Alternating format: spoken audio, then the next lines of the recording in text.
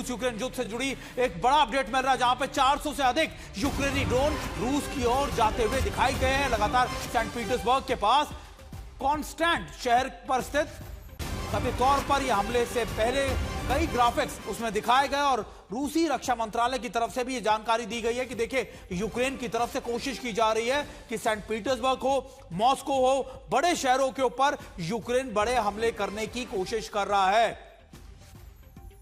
और हमारे साथ हमारे एक्सपर्ट गिरीश सर भी जुड़ गए हैं। गिरीश सर, देखिए, अभी हम ये देख रहे थे, जिस तरीके से शिवाज सर भी बता रहे थे कि ये यूक्रेन कोशिश कर रहा है, लेकिन अभी के मौजूदा हालात में जिस तरीके का एडवांसमेंट लगातार रूस की सेना कर रही है, ऐसे मौके पर कहीं ऐसा ना हो कि बाजी इतनी ज्यादा पलट जाए कि रूस बहुत ज्यादा बड़े एरियाज के ऊपर यूक्रेन के कैप्चर कर ले, क्योंकि यूक्रेन के पास तो वो मदद भी नहीं पहुंच पा रही जो पहले नाटो देश और अमेरिकी देश उसको पहुंचा रहे थे।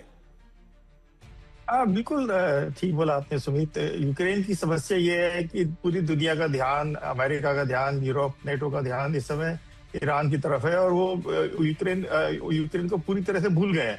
और ना केवल याददाश्त पे भूल गए हैं, बल्कि साजो सामान से भी भूल गए हैं, क्योंकि उनके पास अभी अमेरिका के पास ईरान से लड़ने के लिए साजो सामान नहीं बचा, मिलिट्री हार्डवेयर नहीं बचा। वो यूक्रेन को क्या देंगे? बल्कि जो यूक्रेन को दे रहे थे वो भी कैंसिल करके ईरान की तरफ मिडिल ईस्ट में लगा दिया।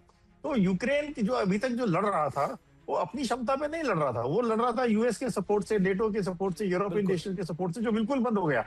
अब उनकी मुसीबत ये है कि वो चिल्ला चिल्ला के बोल रहा है। आप देखिए, ज़ेलेंस्की साहब चिल्ला चिल्ला कर बोल रहे हैं, मेरी मदद करो, मेरी मदद करो, लेकिन किसी के पास समय नहीं है अभी इस समय।